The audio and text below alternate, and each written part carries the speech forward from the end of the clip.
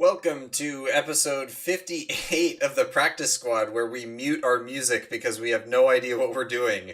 This is also a show where we talk about football, shoot the breeze, and make even the replacement refs cringe. I'm your host and fourth string quarterback, Jeremy, joined each and every week by my co-host and backup long snapper, Joseph. How's it going, man? Well, I had something to say, but now I'm curious. You didn't play the intro music? No, I did, but I muted us. I tried muting us so that there wasn't like static going over the music, but by muting you, I actually mute both you and the music. So Okay. I learned my lesson for next time. But what were you gonna say?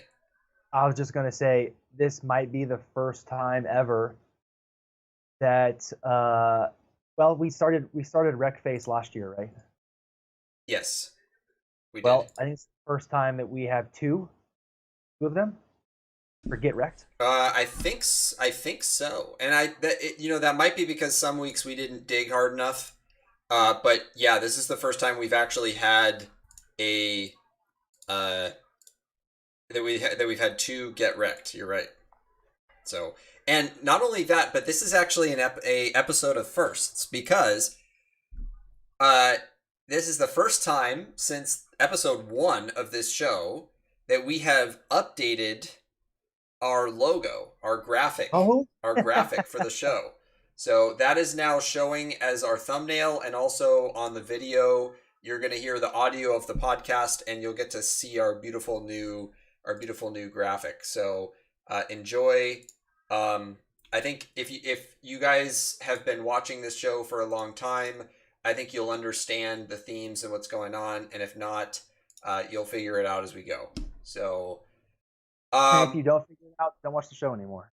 yes, I would say that's fair. If you watch a couple episodes and you still have no idea what's going on there, then I don't know, go watch a Seahawks podcast or something. All right, so we are live right here on YouTube every Tuesday we try to start at 8, but tonight we're starting closer to 8:30, 8 p.m. Pacific. If you like what you hear and want to support us, don't hesitate to like, share, and if you're feeling extra generous, to subscribe. But of course, you can like, share, and subscribe even if you think you could run this show better than us, which you probably could, especially when it comes to sound. So this week we've got our typical gambit of segments, including our game of the week, which we kind of turned the tables on you guys this week. So you're in for a little bit of a surprise there. We got our Who Wrecked Face segment this week. Our commentators say the darndest things, tricky picks, a special segment, and of course, we're going to round out our show with our predictions. So let's go ahead and dive right into our game of the week, which was, now I forget what our original game of the week was. What was it? Rams Cardinals. Oh, yeah, that's right. It was Cardinals at Rams, but the Cardinals decided to just roll into LA on a bus and lay down a whooping. So we decided to change the game to a different one that was much more competitive and turned out to actually be just an all-around exciting, fun, solid football game, and that was Titans at Jets. Yes, we are going to cover the Jets this season, and it's going to be tonight. How the tape. Yeah, our game tonight's Titans at Jets. And if you didn't look at the box score or didn't look at the scores from this last weekend, that game ended in a 27-24 overtime Jets win. And that's not even telling the full picture, because there was this game ended on an interesting note. But there's a lot to talk about, so we're going to do our typical kind of going through quarter by quarter and talking about the big plays that we saw and so on. So let's go ahead and start with the first quarter. And the first quarter was kind of slow. There was only 3 points scored. The Jets defense came out fast, I thought, and I think the Jets offense was started off a little slow. I think they had like 3 straight punts or something. So eventually the Titans get far enough down the field, but are stopped on a sack and are forced to kick a field goal. So Titans go up 3-0. That's pretty much the whole first quarter. Then the second quarter, there is Derrick Henry kind of got going. I've noticed that it takes him a quarter or so to get going. That seems to be kind of a theme so far this season. I don't know if that was true in the last couple of years. Did you notice that? Like, it kind of takes him a little bit of time to get steam? Don't recall that. Okay. So I just feel like the Titans have been punting a lot near the beginning of the game, and then they score most of their points like later in the half, and then third quarter, fourth quarter. But anyway, so Derrick Henry got running, quite literally got running, and then the Titans look like they're putting together their first touchdown drive, but then the center decides to snap into the clouds, and it forces the Titans to kick another field goal. So they go to 6-0. Good save by Tannehill, by the way. Oh yeah, that was fantastic. And I appreciate when guys just fall on the ball and they don't try to get more yards. That was actually the reason we lost to the Seahawks, was because our punt returner decided that after fumbling the punt, he was going to grab the ball, then get up, and then he fumbled it again, and we lost the ball and gave up 7 points to the Seahawks. So anyway, so I appreciate when players just protect the ball and move on. They take the 3 points and move on. So then on the Jets' next drive, Zach Wilson, who did have a slow start to the game, throws a pick. And I'm curious, Joseph, it looked like he passed it. It looked like there was some miscommunication with his receiver. Like, the receiver was maybe supposed to cut in, and he didn't, and the ball just went too far to the right, and there was a defender there. It didn't look like he didn't see the defender. It looked more like maybe the receiver ran the wrong route, or he thought the route was different. What were your thoughts on that pick? So first of all, let me back up. There was a play before that really got me going. Was in the first quarter, Jets, obviously you're at home. In the first quarter, it was 3-13, 3-14, 3rd-and-14, and they ran the ball, and the crowd booed, rightfully so, and I got pretty frustrated. Like, what are you doing? You're the Jets. You're 0-3. You're at home. You have a rookie quarterback playing a good team. Like, you go for it. You go for it.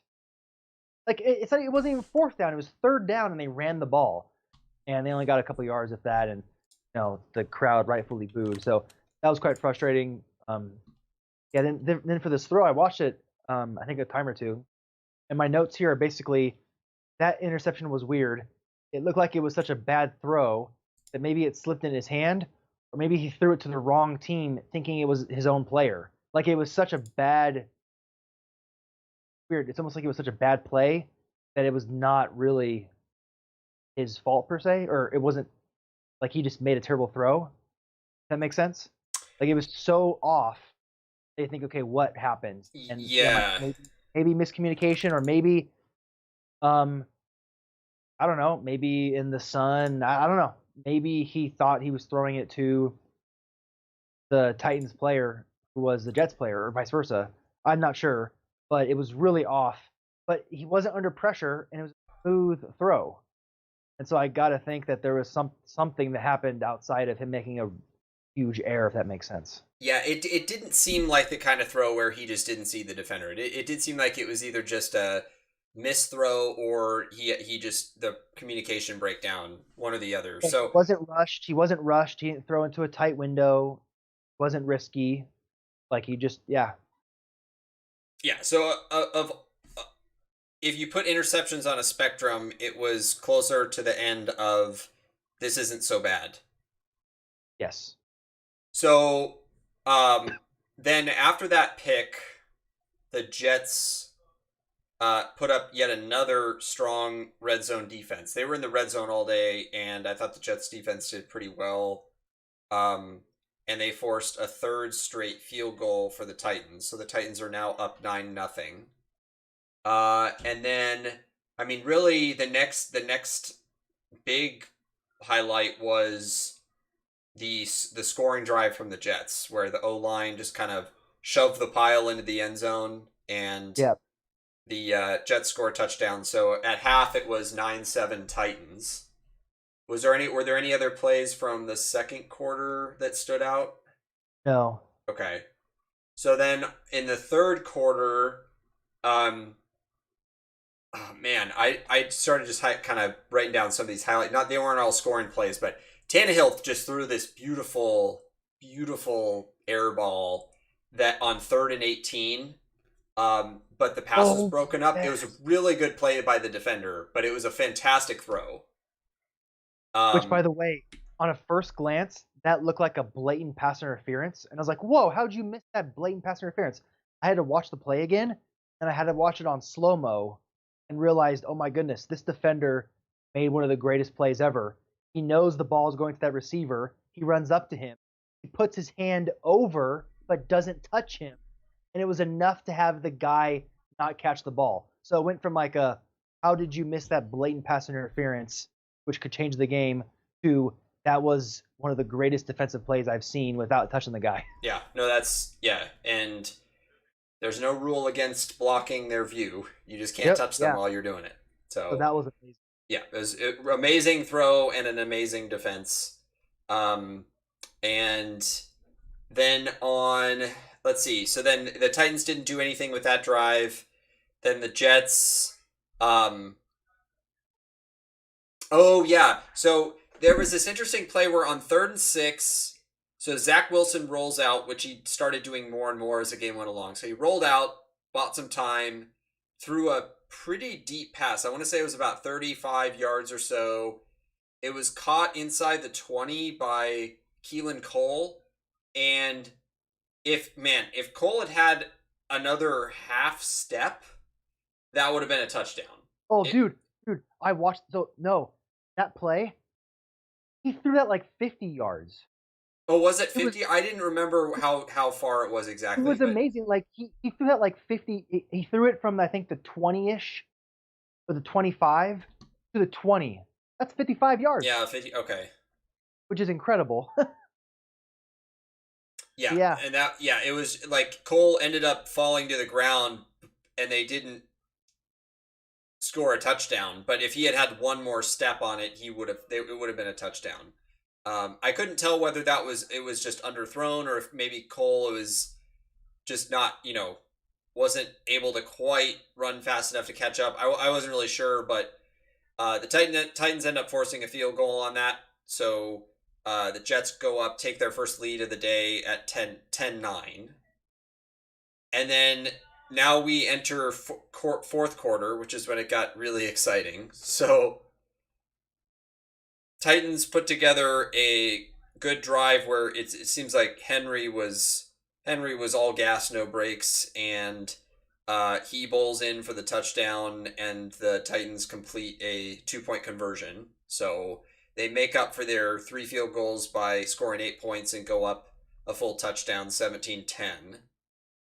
And then we have a couple of really great kind of back-to-back highlights from Zach Wilson, who I have to say, we should give the context that Zach Wilson has not played very well so far this season. He's put up some pretty bad numbers, thrown a lot of interceptions. To be fair, he's playing on the Jets, who are still a bad team. They're still rebuilding, but this was, as far as I could tell, I didn't study his stats from all the previous games thoroughly, but I'm pretty sure this is the best game he's had so far. And only his 4th game as a rookie. And he drops back. He drops the snap. First of all, he drops the snap, and I couldn't tell whether it was just it slipped out of his hands or if the snap was bad. But he picks it up and then completes a pass to Jamison Crowder, which I think was like that was another 40-yard pass or something like that. Let me look up the stats real fast because I think this was he had I think it was 3 completed passes that were over 30 yards in that game. Oh, I think I know which one you're talking about. He threw it to the closest side. They were going right to left. Yeah, okay. This was yeah. it was a 29-yard pass to Keelan Cole, or sorry, to Jamison Crowder. And yeah,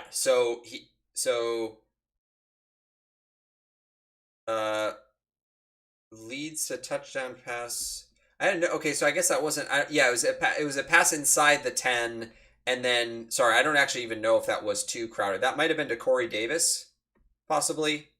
Either way, it leads to a touchdown pass later on in that drive. So they tie 17-17, and then another pass. Oh, this was the Davis one. So then Wilson rolls out again, buys a lot of time, sort of pulls. It's sort of like a Russell Wilson, and completes a 53-yard pass into the end zone. Not like yak end zone, into the end zone to Corey Davis. Like perfectly spotted ball into the end zone, and the Jets go up 24-17. So if we're gonna rank the 3 passes he threw on the day, I think that one took the cake. So I would agree that's number 1, but dude, there was another one that I don't think you mentioned in the third quarter, I believe, where it was probably a 30 to 40-yard gain, and it was thrown to the sideline. They were heading left to right, threw it to the top, and it was like over the guy's shoulder, perfect placement from the away from the defender. And I think that I don't know what that set him up for, maybe a field goal, but it was beautiful. So that was probably the most beautiful play, and I'd put that as number 2. But yeah, the bomb, which that ball, it's 53 yards from the scrimmage, but that ball was almost 60 yards in the air, and he didn't really have momentum. He was rolling out, telling his receiver to go deep, right? He stopped, threw it almost flat-footed, and throws it almost 60 yards in the air. Perfect. Yeah. Yeah, it was one of the more beautiful touchdown passes I've seen. So then, now it's looking bad for the Titans because the Titans get the ball back, and with 3:41 left on the clock, the 4th and 4, and Jets put up a brick wall, and the Titans turn over on downs. So at this point, it's like, okay, the Jets just need to kind of burn down the clock, get a couple of first downs, and the game's going to be over. And this I thought was a kind of a questionable moment. So the Jets get the ball with 3:41 on the clock, and I think at this point the Titans had all 3 of their timeouts. And so it got to 3rd and 10 with 2:25 left on the clock, and they decide to throw it, which I thought was weird because on 3rd and 10, if you throw it, then you don't burn any time off the clock, and then you punt, which also doesn't burn any time off the clock because there was a stoppage before that. If you run, and fine, you don't get the first down, that's fine, but then you end up burning time off the clock at least down to the 2-minute warning, right? And then you and then you punt. So I felt like they could have burned another 25 seconds off the clock, and that they left on the clock. So, then this is where it gets scary for Jets fans. Is Titans are driving down. They're at their last straw, 4th and 10, and they get a PI call. And I thought it was a bit ticky-tack. It would look like the contact was just a little bit slightly too early. But they do get a PI call in their favor, and it sets them up at midfield. And then Tannehill just puts together a great, 2-minute type drill drive down for a touchdown. And that ties it up at 24-24, and that effectively ends regulation. And then did you have anything you wanted to talk about for the 4th quarter before we get to overtime? I just wanted to say that was a great comeback by Tannehill. He looked clutch and didn't freak out, and we should do that with the Dolphins more. I don't know how many times he had to come back like that. Yeah. So then we get to overtime, and Wilson completes another pretty deep pass to Keelan Cole on their drive. I guess the Jets got the ball first, so completes a good pass to Cole, and then the Titans put up a good goal line stand. Forces a field goal. I think it was at like the 2 or the 3 or something, and the Jets just couldn't punch it in. So they kick a field goal, go up 27-24, and then Titans get the ball back. They get close. Henry converts a 4th and 1, and then the Titans miss a 49-yard field goal. And if they had hit it, I don't remember how much time was left on the clock. Do you remember how much time was left? I can check. I think like it'll say in the play-by-play. It was not very much. Let's see. Missed field goal. Minute? 19 seconds. Okay. So if they had made it, then the Jets would have only had 19 seconds to maybe just try like a couple of Hail Marys to try to win. Which sadly they probably would have gone for a tie. Kind of dumb for an 0-3 team, but yeah. So it probably would have been a tie if the Titans had made it. But they miss it, and the Jets pick up their first win of the season. I gotta say, so quick comment on the Jets. So Robert Saleh, who is their head coach, had been the Niners' D coordinator for the last, I think it's been 3 or 4 years. And so he took over as head coach of the Jets this year. And I think I can clearly see some of his influence along the D line. Like the D line looked pretty strong. They have a couple of talented guys on that line. But they got a lot of rebuilding to do, and it was good to see them pick up their first win of the year. Yeah, so if you had to give one word to describe the Jets D line, what would it be? Word. Fast. Mine was relentless. Yeah, they looks like they were on drugs for the whole game, getting after that O line. They did not give up. They did not give up. Okay, so let's move on to our second segment of the night, which is Who Wrecked Face this week. And we've got a bunch of picks this week. So I'll let Joseph do his picks first, and then I'll do mine. Mine will mostly be, well, I guess it's kind of split half between offense and defense. Joseph's picks are offense. So why don't you go ahead and go first? And then go ahead and do your got wrecked. Yeah, I'll do that. I'll save that for the last. So let's do our wrecked face first, and then we'll split the get wrecked at the end. Got it. So first off, Patrick Mahomes, right? 24 of 30. That's 80% completion percentage. 278 passing yards, but he had about 300 total yards. 5 touchdowns and only 1 pick for 131 passer rating. And a lot of his success went to Tyreek Hill. 11 receptions, 12 targets for 186 yards and 3 touchdowns. The longest only being 44. So that's 10 receptions for 142 yards after his longest reception. And then still on offense, we had a bunch of running backs. So we have here Derrick Henry. No surprise to see him on the show. 157 rushing yards and a touchdown on a 4.8 average. Throw on another 20 receiving yards. And then Austin Eckler for the Chargers. 117 rushing yards with 1 touchdown, but then also had another 28 receiving yards with a receiving touchdown, and his rushing average was 7.8. That's who I have for that offense. All right. So yeah, those are some good picks this week.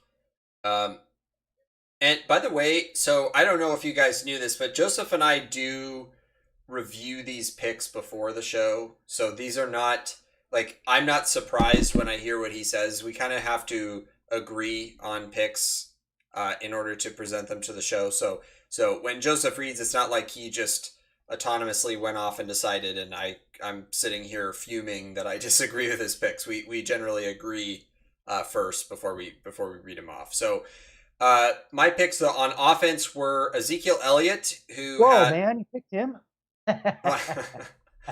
so he put up, I thought, the best rushing performance of the week, which was 20 carries for 143 yards and a touchdown, and he had a 7.2 average. And when you take out the long rush of the day, he still had like 6.5 yard average or something like that. So it was crazy. And then on the receiving side, we got Deebo Samuel. Again, this is the second time he showed up on this list. Receiver for the Niners, 8 receptions, 156 yards, and 2 touchdowns. He currently leads the league in receiving yards and also in yak. So, he's putting together a fantastic season. He was injured for a lot of last year, so I'm just hoping he can stay healthy and be the best receiver in the league this year. That would be great. All right, and then I have a couple of defensive picks. So I decided to highlight the New York Jets linebackers, who both put together quite a performance. C.J. Mosley and Quincy Williams. C.J. Mosley had 13 tackles and a sack, and Quincy Williams had 12 tackles, a sack, and a pass defended.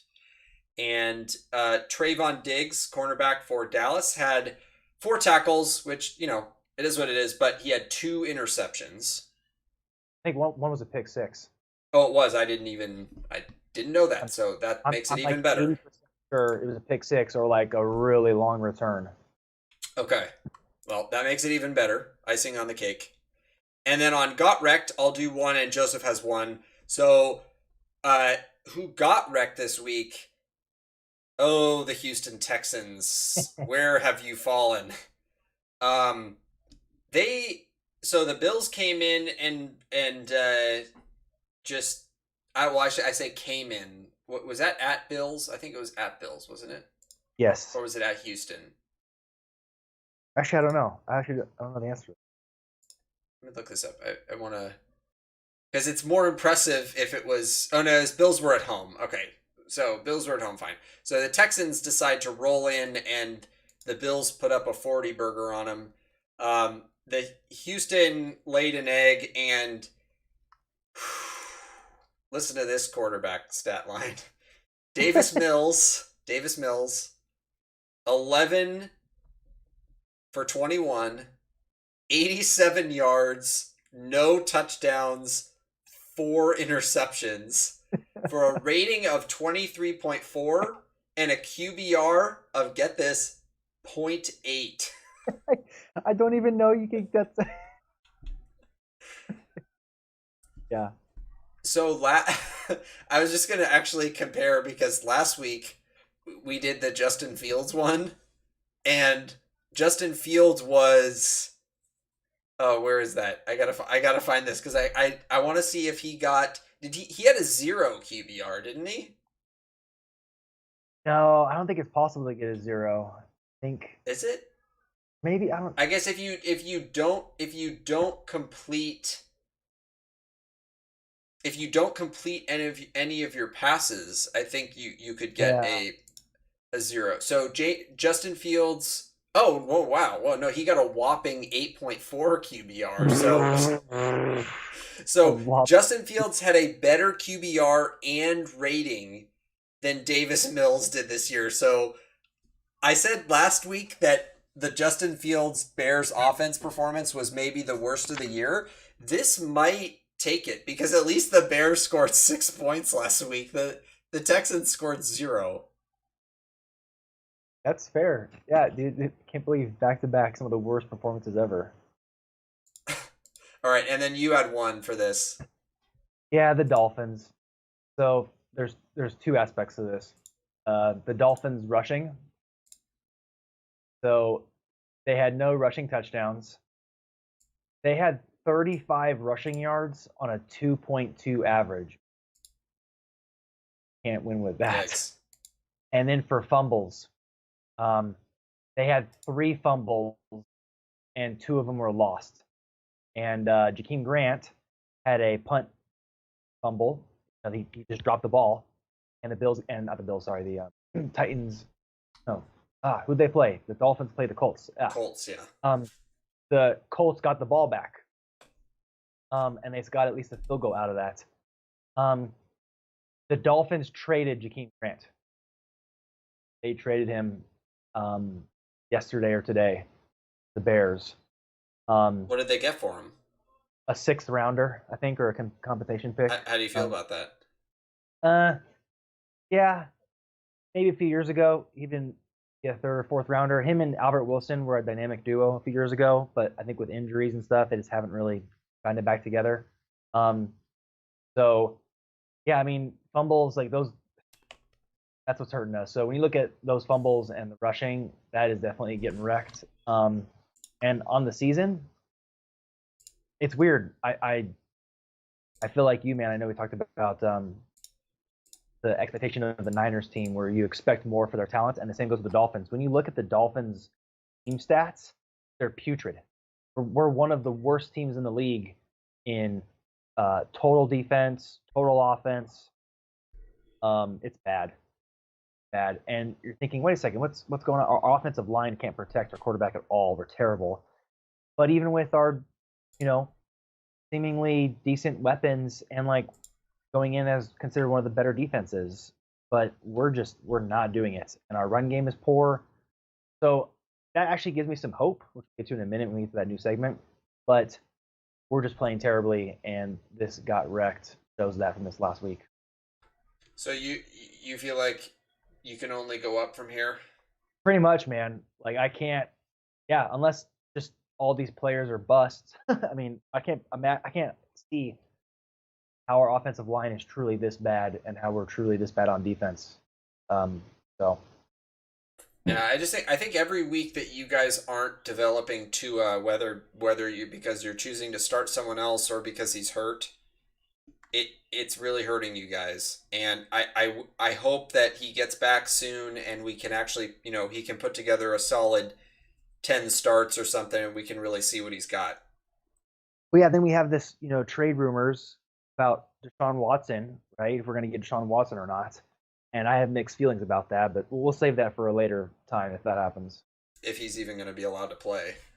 I think he is, as long as there's, I think from just current legal situation, unless there's some huge development on the legal side, from the NFL side, he's allowed to play this year. Okay. All right, well, we'll see what happens. That'll be one of the big stories. Wherever he ends up, whatever he does, that'll be one of the big stories of the year. Yeah, I'm 99% sure on that. So. Okay, so our third segment of the night is commentators say the darndest things, and Joseph has our golden nugget for the night. So what do you got, Joseph? Yeah, so Gus Johnson, I believe he was covering the Bears game. Gus Johnson, he's been known for these just great calls, and touchdown was thrown.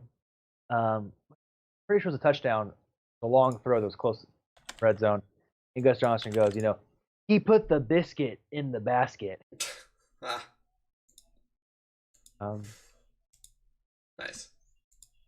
I wonder, with stuff like that, I wonder if, do they prepare those sorts of things beforehand? I think so, because when I looked up Gus Johnson basket, there was a highlight from 10 years ago. So I think he has some of these just floating around that he's used over the years. And so he pulled that biscuit out of the basket for this game then? That's what you're telling me? There was one, I'll say this as humor. He had a controversy years ago. He was talking about remember CJ2K? Mm-hmm. And this was obviously many years ago. And he said he has getting away from the cops speed.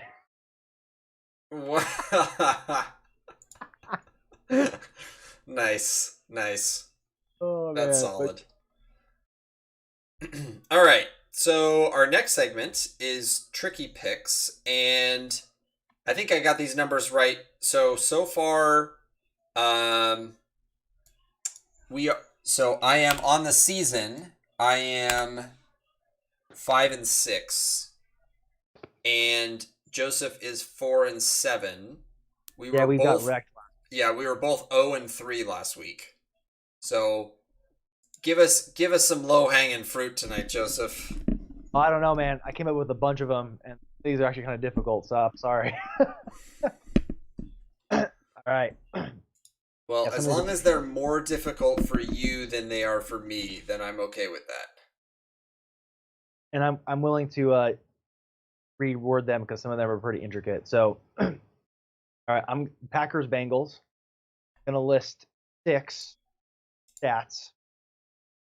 Then I'm gonna ask the question. So you have total touchdowns, passing yards, completions, completion percentage.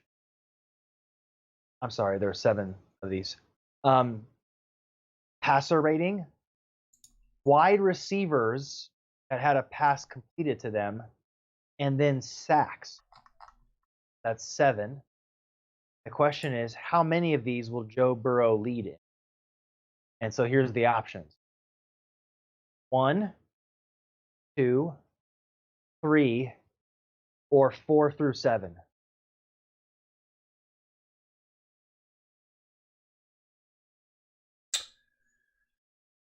Um, Realize I should email you these ones read next time. read the 6 stats again real quick. By the way, and it's 7. Oh, So 7 okay, stats. total touchdowns, passing yards, completions, completion percentage, wide receivers completed to, like total number of receivers a pass, passer rating, and sacks. And the options are 1 or 2 or 3 or 4 through 7. It's almost a clever I'm gonna over. say I'm gonna say 3. Okay, I said 4 through 7. Okay. Right, Titans Jags. Which will be higher? Derrick Henry's total yards. You may Or Trevor Lawrence's interceptions. may want to write this down. Or Lawrence sack yards plus incompletions plus rush yards plus total touchdowns plus turnovers plus receiving yards from his second most prolific receiver. By the way, I think DJ Chark is out of the game. So their number 2 guy will probably actually be their number 3 guy. But yeah, if you want, I'll say that again if you want. Just the Derrick Henry part. That was just total Henry yards. Total Henry yards. I'm gonna say total Henry yards is more. Okay, same. So if if he has a good receiving game, not Henry, but Lawrence's whatever, then that'll probably win. So that one's mostly contingent on, I guess, probably the sacks and who his receiver is. Okay, Bills Chiefs. We have like 7 of these, but some of these are easier. Okay, here we go. Will the winning team score 36 or more?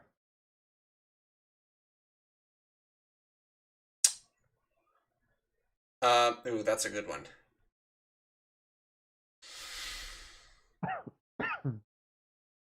No. Will the winning team win by 13 or more? No.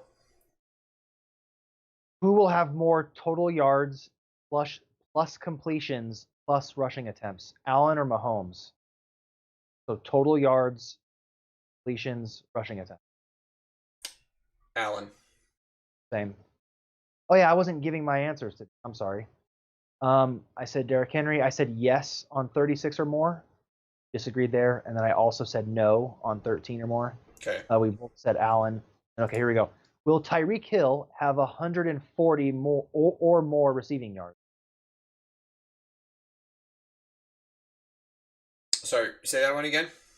Will Tyreek Hill have a 140 or more receiving? No. Said yes. Will the longest completed pass be 65 or more yards?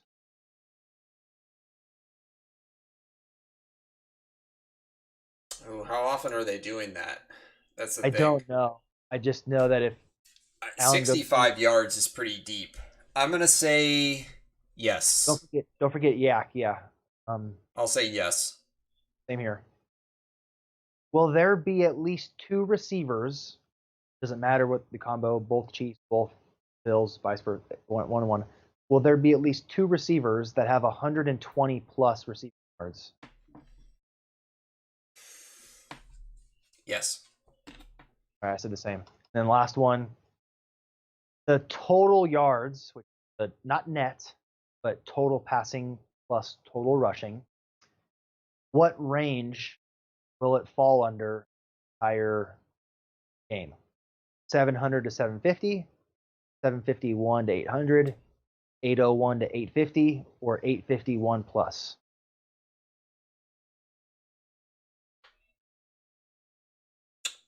I'm gonna say 750 to 800. Okay, I said 801 to 850. Okay. And then there's one more here. Let me quickly, I got to reword it. Sorry, I worded this not the way I wanted to. I'll make it. Okay. Over under on total interceptions, 2.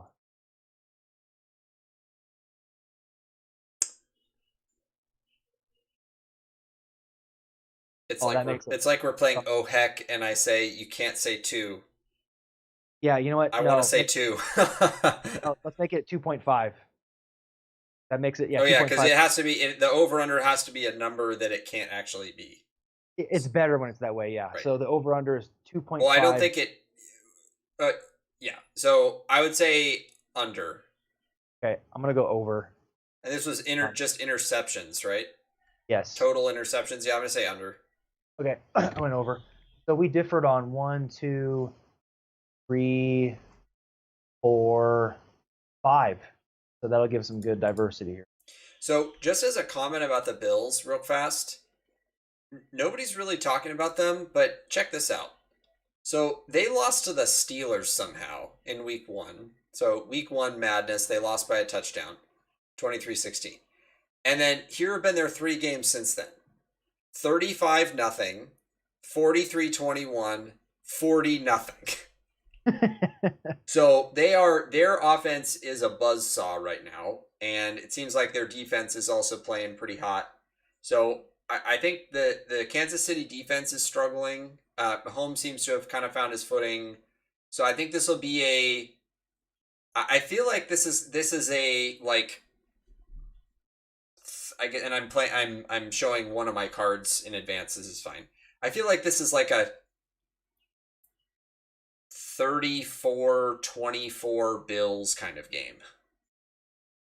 This is a must win for the Chiefs if they want to get the 1 seed. Yes. I think the Bills are their biggest competition.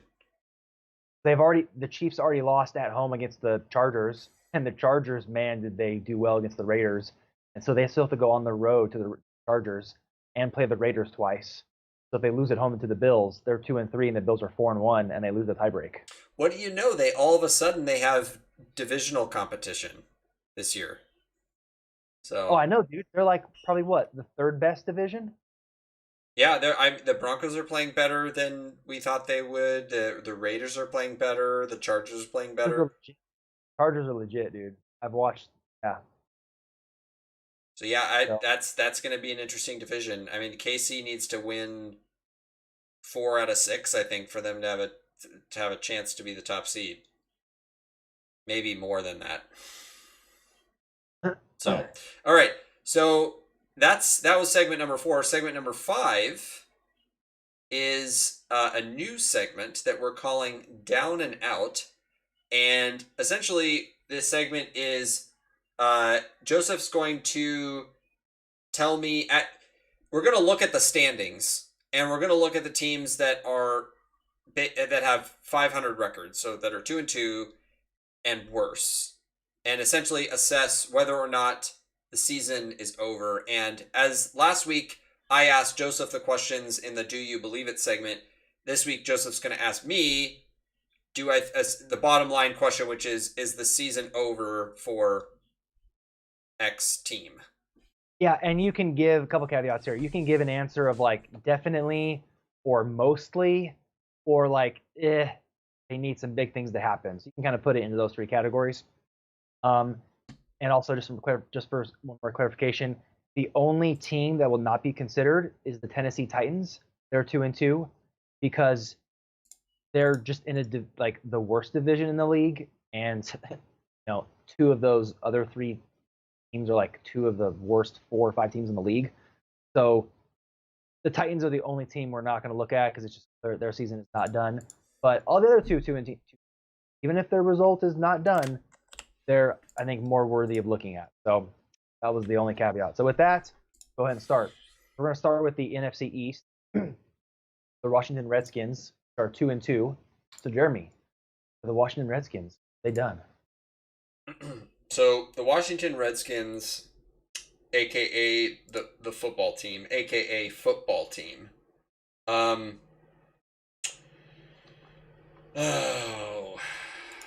And we got 18 teams to go through. So yeah. I'm not going to spend too much time on this. I was sighing because this team is so hard to figure out.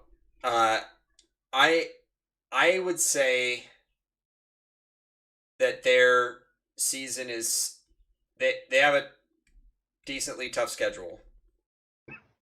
I would say their season is not over, mainly because I don't trust Dallas yet. So they still have a shot at the division. I think if they don't win the division, they're not in it. That's fair. And forget that one more thing. My criteria for done or not, like what's going to really help is if they can get to 10 wins or not. 10 is like kind of like the magic number. 10 doesn't guarantee that they're in, obviously, but 10 is the dividing line. So yeah, for me, I have they're mostly done. I see 6 to 7 more wins. And my note is here, it depends on the Cowboys. So yeah, I think that's the biggest thing. Yeah, Philly. How about the Eagles? Philly is 1-3. Philly's done.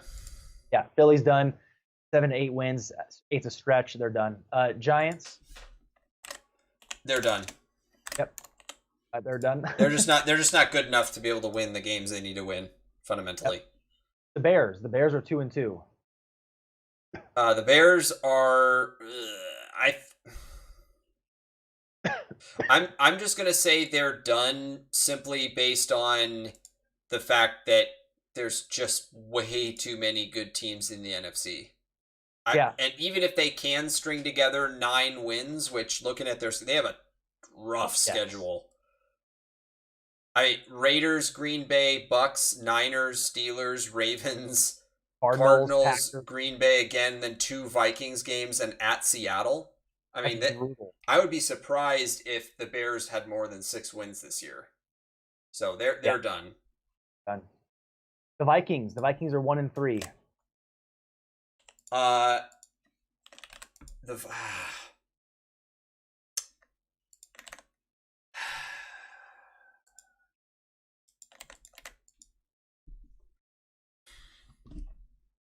Let me just glance over their schedule. I didn't get a chance to. That was one of the teams I didn't get a chance to look at before.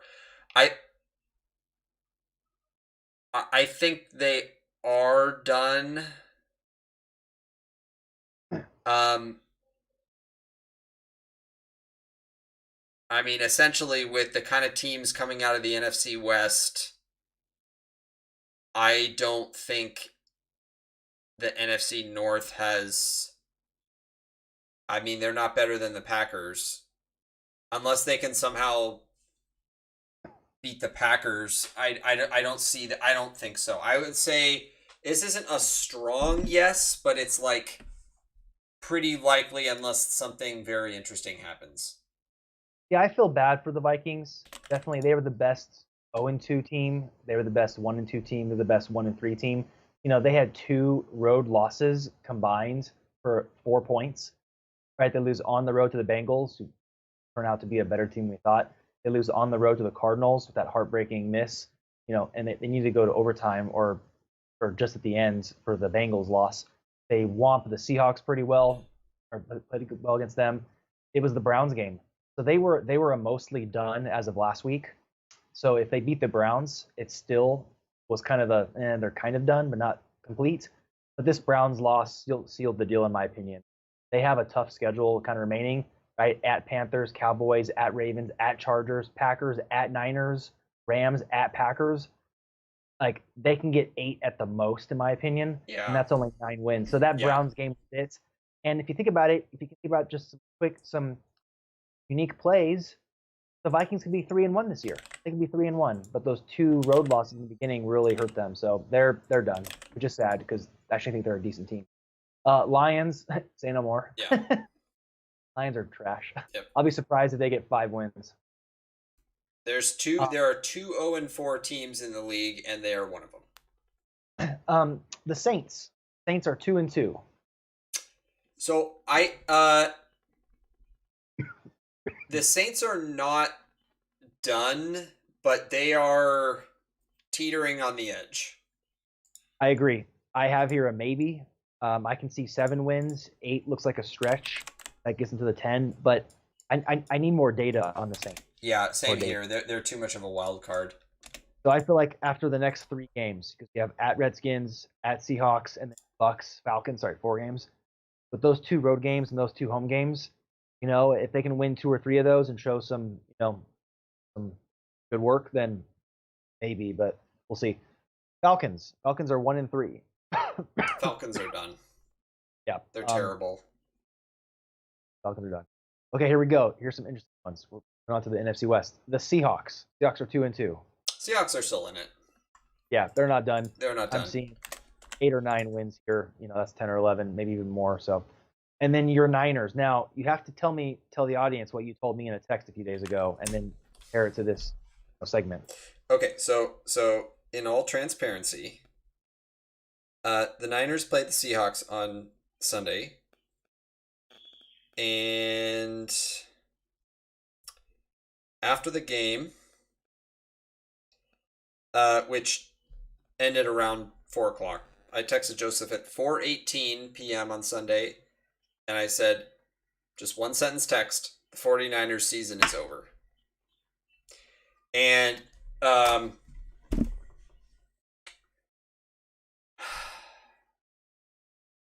let me read what I said back.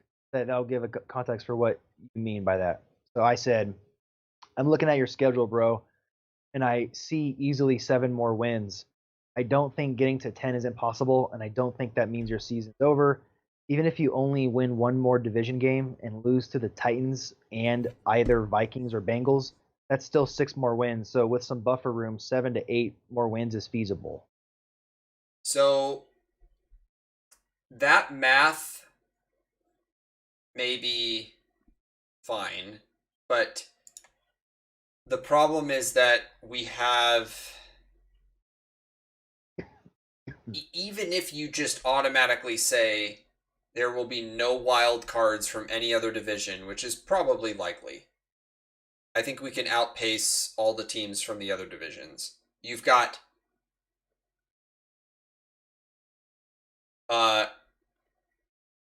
I'm sorry, is it 3 wild cards now or 2?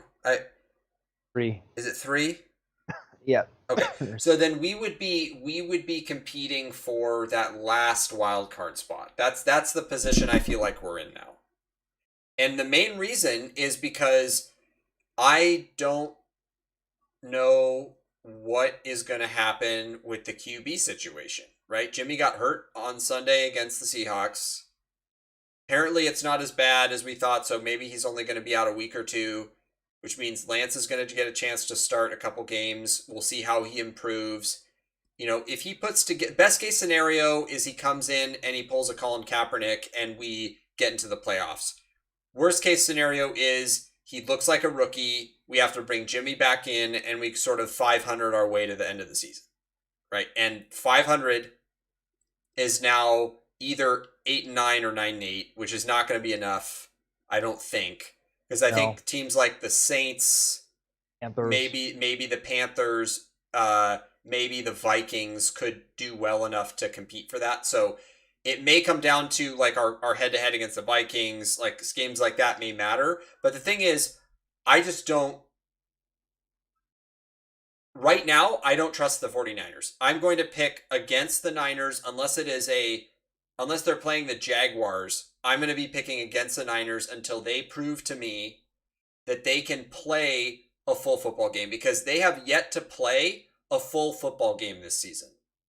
Right. So when they show me that they can be disciplined and our quarterback starts improving, I'll start picking them again. But until that happens, I'm not. So I'm going to come down from my emotional pedestal a little bit and say it's not a definitive no, but it's a they're very much on the outside looking in. All right. I said that they're not done, but you actually kind of convinced me to maybe think that they're more done. We'll have to look into that. All right. Now we're going to the AFC East. We're starting with the Dolphins. So, Jeremy, are the Dolphins done? So I did get a chance to look at their schedule, and unfortunately, I think they are done. I think you guys needed to win that Colts game, and I think you probably needed to win the Raiders game too. Um, because they were both winnable, especially the Colts game. And I think you've got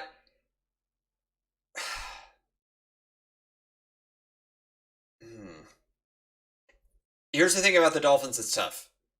You guys aren't going to win the division. So you're looking at who who are you going to be competing with for a wild card spot? And you've got a stacked AFC North. You've got a stacked AFC West. Right? So you guys are going to have to outcompete teams like the Raiders, the Chargers, the Browns, the Ravens, the Bengals. I don't think you can. If I see some better things from Tua, maybe, but at this point, I would say yes, your season's over. Okay. Yeah, it's pretty close. I'm saying mostly, but not fully out. My reasons are so yeah, I agree the Colts win was needed. Um, Not probably the Raiders win. I think 2-2 going into the Bucks game would have been okay. The way I look at it is a few things. We're playing much worse than expected, right? So it's kind of like okay, we can only go up from here. Um, and we look to get Tua back around a home game of Jaguars or Falcons. Take that back. The home game against the Jaguars is in London, so it's not really a game. So I look at the Ravens game. You're right. In terms of wild card, we lose the Raiders tiebreak, and if we lose against the Ravens, so if we lose against the Ravens and we're 4-6 afterwards, our schedule gets much easier. Like,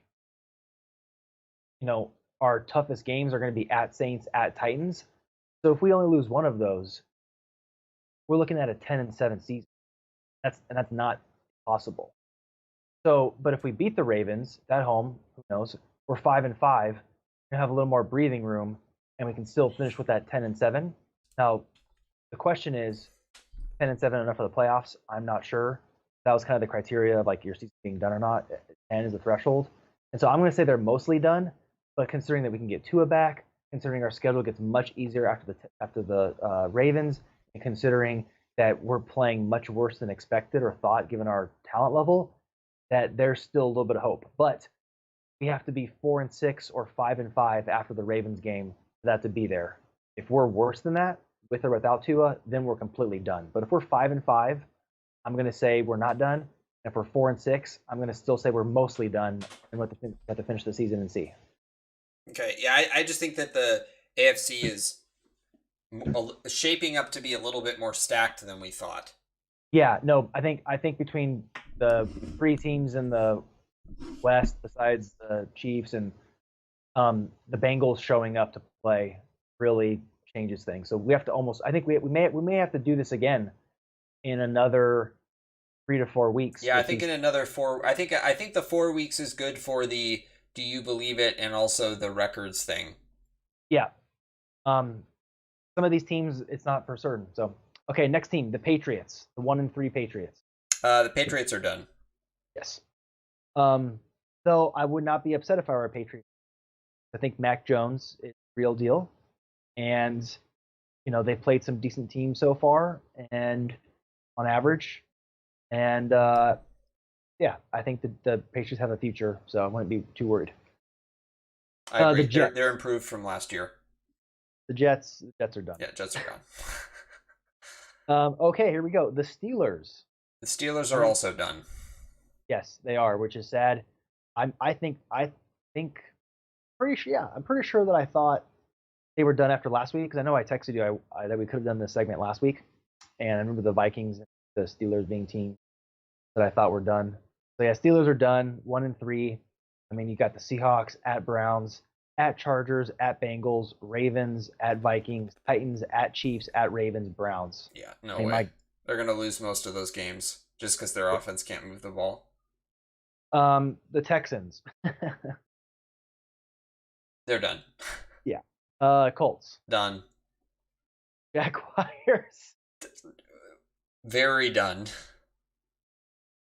The Jaguars are going to get 4 wins at best. I doubt that. I don't even think they're going to get that many. I'd be surprised. So here are their opportunities.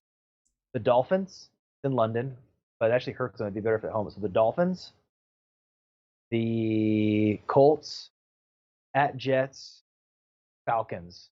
Their best chance. Yeah, they'll probably win 2 of those. Okay. 2-15, man. So before I get to the last team, what is more likely, the Jags going 2-15 or the Cardinals going 15-2? Oh, the Jags going 2-15 by a mile. Well, how about 2-15 versus 14-3 Cardinals? I think the Cardinals got past. I don't trust the Cardinals that much yet. All right. I know they're hot right now. Talk to me in 4 games. Fine, we'll do that. All right, last team here, the Kansas City Chiefs. They're 2-2. Are they done, Jeremy? They're done. They're done for all the cheating they've done. No, no, they're not done. They're not done. They're not going to romp the division like they have been. Although they've actually, to be fair, they've actually struggled a little bit in the division even when they've been good. But they're not done. They still have a path. I think winning the division may be a little bit tougher this year than it has been in the past, but I think they'll be in the hunt. Yeah, I mean, even if they lose against the Bills, that puts them at 2-3. And when you consider games like at Redskins, at Titans, Packers, at Raiders, well, they have both Broncos games, both Raiders games, at Chargers, at Bengals. That sounds pretty tough. Like, they're the Chiefs. They have Patrick Mahomes. They're going to get 8 more wins, possibly even 9 or 10. I think that they're going to have to really show up in the West to win the division. I think that Chargers loss is going to hurt them. They might lose at Chargers. So, they're probably not going to win the division, but they're going to have 10, 11, 12 wins. They're going to make the playoffs. So they're not done.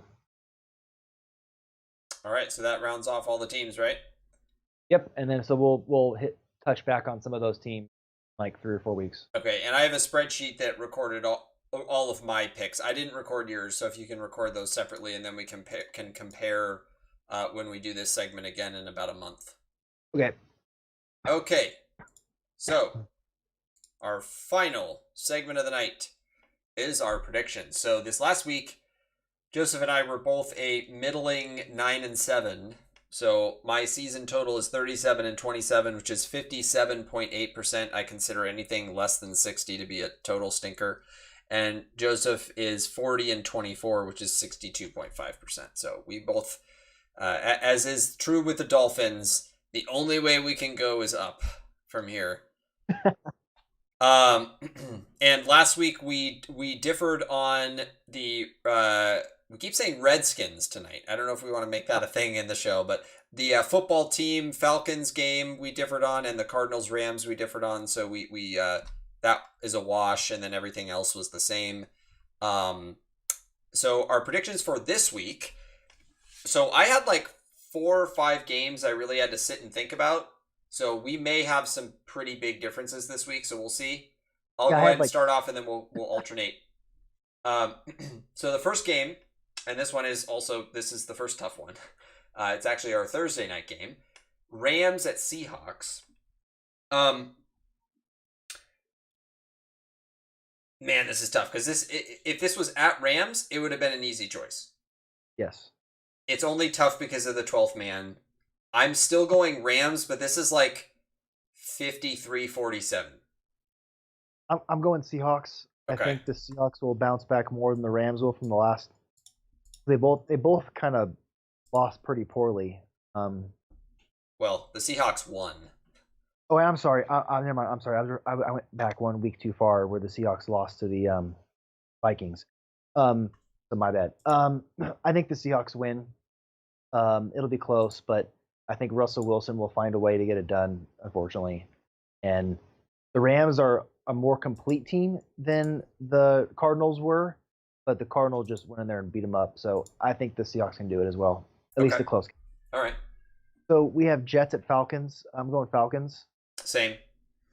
Packers at Bengals. This is a tougher one than I thought it would be. I'm going Packers. So can we come back to this one? Because I did like a split pick here, and I didn't really. So we'll come back to that one. Okay. Um, so Lions at Vikings. I went Vikings. So I'm coloring it green, so I remember to go back to it. I went Vikings also. And then Broncos at Steelers. I'm gonna go. I actually hadn't highlighted this one either. Because I forgot to pick on this one. I'm gonna say, the Steelers are gonna just eke out a win here. Yeah, I agree. I had originally picked the Broncos. I thought, the Broncos are on the road. The Broncos didn't really do much in their last game. I'm like, okay. I think the Steelers they'll fight out and win. So, okay, Miami at Tampa. Here's what I can say, Jeremy. 100%. You ready? 100%. A Florida team will win. Nice. The Bucks. I mean, even if this game was in Miami, I mean, Brady kind of put on a stinker against his home, the Patriots, but he's just going to be angry. That was unusual, and come on, you're not going to beat the Bucks. So Same. I picked Bucks. Saints at football team. We might differ on this one. I'm actually going football team because the Saints haven't been all that great on the road. So this is a tough game as well. I'm going Redskins. Okay. All right. So same on that one. Am I next or you're next? I'm next. Okay. Eagles, Panthers, going Panthers. I think McCaffrey's still out, but they're at home. Panthers are shown to be pretty solid. So, and that was a close game against the Cowboys. They lost. So Yeah, I'm going Panthers also. Titans at Jaguars. Titans. yeah, they're gonna romp the Jags. Patriots at Texans. Patriots. Same. Bears at Raiders. Raiders. Same. Cleveland at Chargers. Ooh, this is a good game right here. It is. I'm going Chargers. Same. They're just Justin Herbert's the real deal. The Browns are a little more complete, but Chargers still have playmakers, and that offense is clicking. And Justin Herbert, like I said, he's the real deal. So, Yeah, I think on that one I would have just gone with the home team. that's fair. That's actually that's fair. Giants at Cowboys. Going Cowboys. Same. Niners at Cardinals. Cardinals. Same. And I'm picking the Cardinals until proven otherwise. They went into the Rams. I think that was one of their biggest, if not their biggest test this season. So I would be surprised if they only win 12 games. I think 13 All or right. 14. So you're gonna. You will be proven otherwise when they lay out a pair of skid marks at some point. But Well, well, it's not that it'd be proven otherwise. I'll just change my mind. Like I need to be shown that they have to lay the egg before I think they're going to lay the egg. So I think all right. There's already articles on ESPN. Mahomes or Murray, who's better? Well, so you're just be careful you don't get on that hype train too soon. fair enough. Okay, and then lastly, or not lastly, second to lastly. Bills at Chiefs. I'm going Bills. Same. And then finally, Colts at Ravens. I'm going Ravens. Same. And then I got to make up my mind here. You know, I think I originally wanted to go Packers, and I put Bengals, and then I put a line saying it's kind of split. For the sake of us having more differences to spice it up, and you know what, I'm gonna go Bengals. And I did, you know what, I did select 4 to 7 on Joe Burrow leading in more of those categories. Yes, one of them is negative, but still. So I'm gonna go. You're Bengals. gonna go with Joe overrated Burrow. So we did. Oh no, sorry. Okay, so how many did we differ on? Just two. Rams, Seahawks, and Packers, Bengals. Wait, what? That's it? Yeah. Oh man, okay. Yeah, no, you're right. That's it. So I kind of had to pick second game for us to differ on. So, alrighty. So our agreed upon game of the week this week is none other than Bills at Chiefs. There were probably a couple of other good games that will be backups in case the Bills roll into Kansas City and put up a 50 burger on them. But that's unlikely to happen, I think. So we'll see, and as always, we'll reserve the right to switch games. So yeah, that is a wrap for tonight's episode.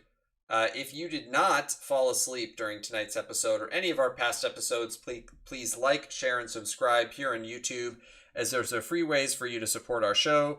Don't forget to follow us on Twitter at The Practice Squad and at Neuralizer_. Just as a reminder, if you've missed past episodes, you can watch or listen to them right here on my YouTube channel. Tonight's show will be available immediately after we go offline. As always, thanks so much for joining us, and we'll see you next week. Peace.